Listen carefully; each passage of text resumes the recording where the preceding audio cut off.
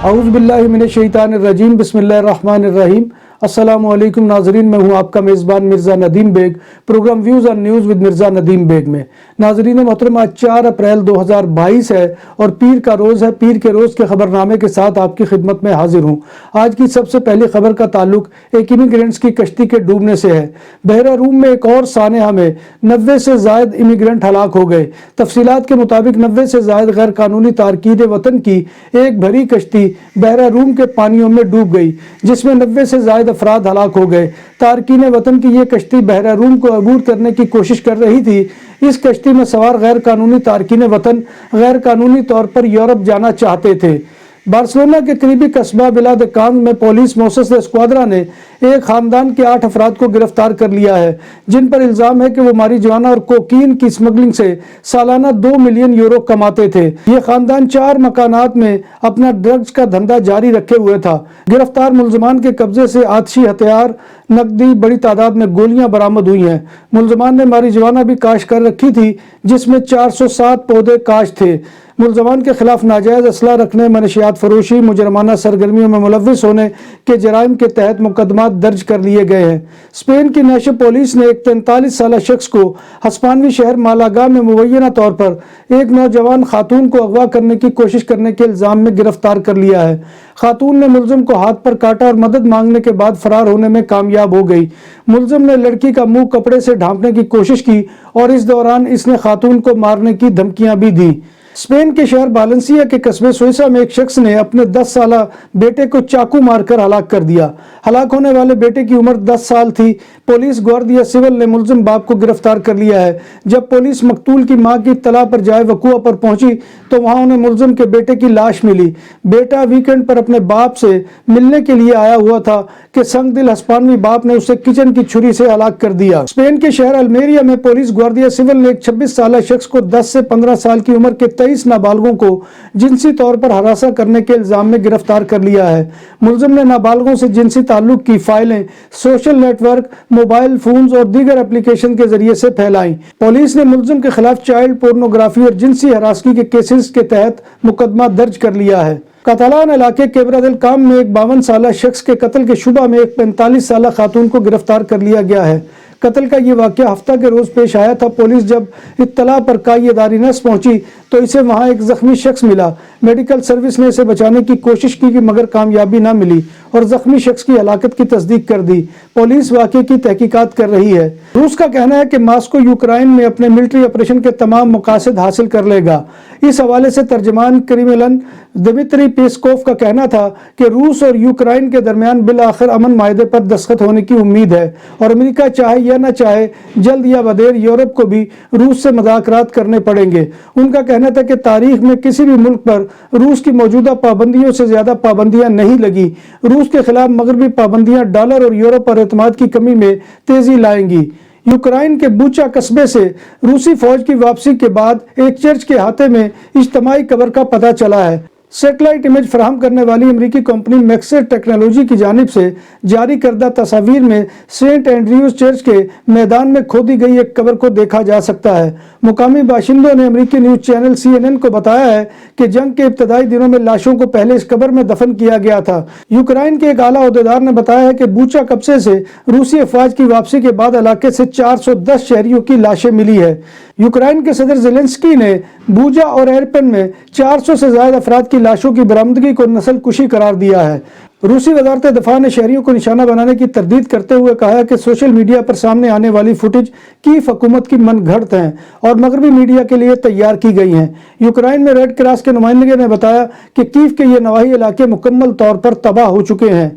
Weekend پر لگائے گئے curfew کے باوجود حکومت مخالف مظاہروں میں اضافے کے بعد سری لنکا میں کابینہ کے اراکین نے استعفے دے دیے ہیں۔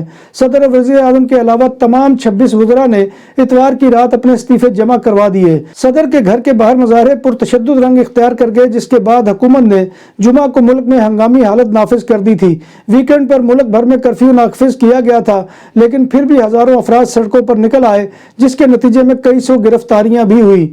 پاکستان تحریک انصاف کے رہنما فواد چودھری کا کہنا ہے کہ صدر مملکت کے خط کے جواب میں تحریک انصاف کور کمیٹی سے مشورے اور منظوری کے بعد وزیر اعظم عمران خان نے سابق chief justice Pakistan justice Gulzar Ahmed کا نام نگران وزیر اعظم کے لیے تجویز کیا ہے۔ آذربائیجان کے دارالحکومت باکو میں نائٹ کلب میں دھماکہ ہوا ہے، جس کے نتیجے میں ایک شخص ہلاک اور 31 افراد زخمی ہو گئے۔ دھماکے سے کلب میں لگنے والی آگ پر قابو پا لیا گیا ہے۔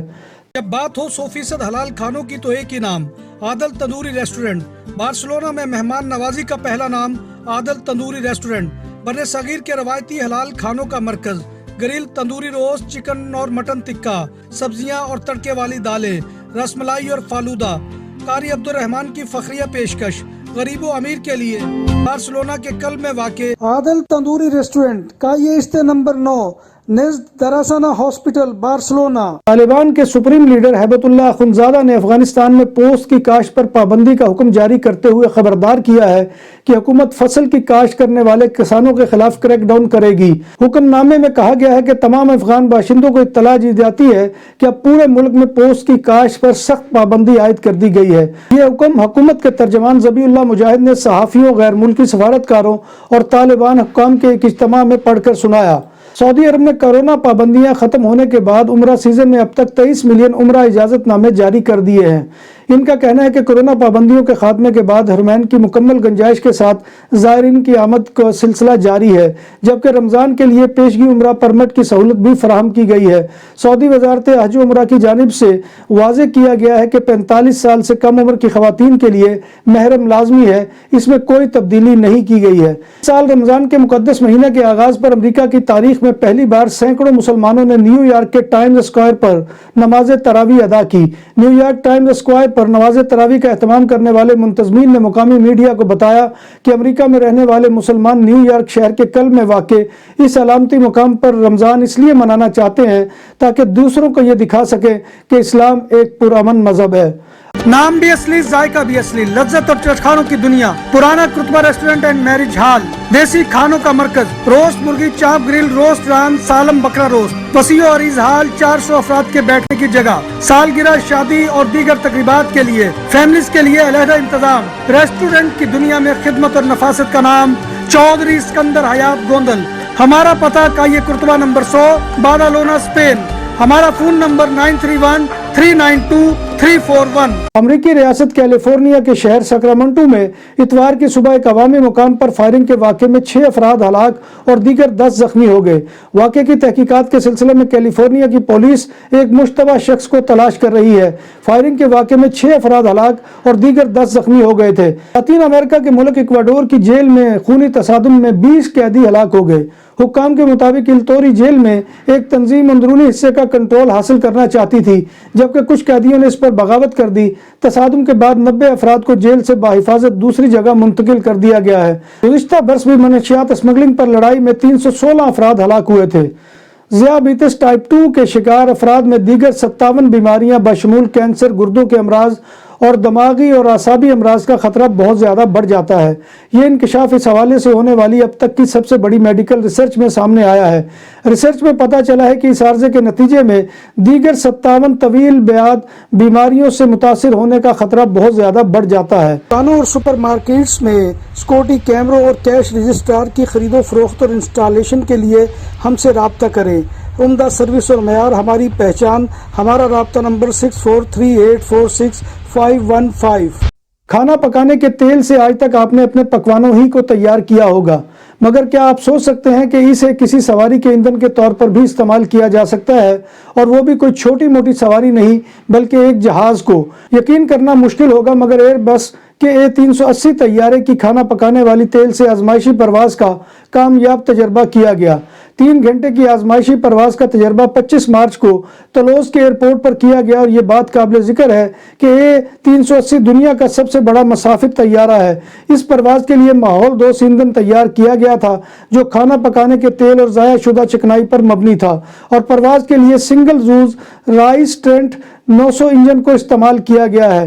एयरबस ने इसके बाद A380 की एक और परवाज इसी ईंधन पर 29 मार्च को तुलूस से नाइस रवाना की, जिसकी मॉनिटरिंग टेक ऑफ और लैंडिंग के दौरान की गई। नाज़रीन मोहतरम, ये था आज का खबरनामा जो मैं आपकी खिदमत में लेकर हाजिर हुआ था। उम्मीद है कि आपको हमारा ये सेगमेंट पसंद आएगा। आपसे गुजारिश वही है कि आप हमारे चैनल BBC अपडेट TV को सब्सक्राइब करें, इसके प्रोग्राम को लाइक करें और कमेंट बॉक्स में आकर कमेंट लाजमी कीजिए, क्योंकि आपका कमेंट करना हमारी इज्जत अफजाई और हौसला अफजाई का सबसे बड़ा जरिया होता है। अल्लाह तबारक व तआला की हजूर दुआ है कि वो हमें ईमान और सेहत की सलामती के साथ जिंदा रखे और हमारा खात्मा ईमान के ऊपर करे और रोज़ महशर नबी कायनात सल्लल्लाहु अलैहि वसल्लम की शफाअत और ज़ियारत नसीब फरमाए और रमज़ानुल मुबारक की बरकतें और सआहतें समेटने की भी हिम्मत और तौफीक अता फरमाए। आमीन या रब्बिल आलमीन। इसी के साथ अपने मेज़बान मिर्ज़ा नदीम बेग को कल तक के लिए इजाज़त दीजिए। इंशाअल्लाह कल दोबारा आपकी खिदमत में हाजिरी होगी। तब तक अल्लाह हाफिज़।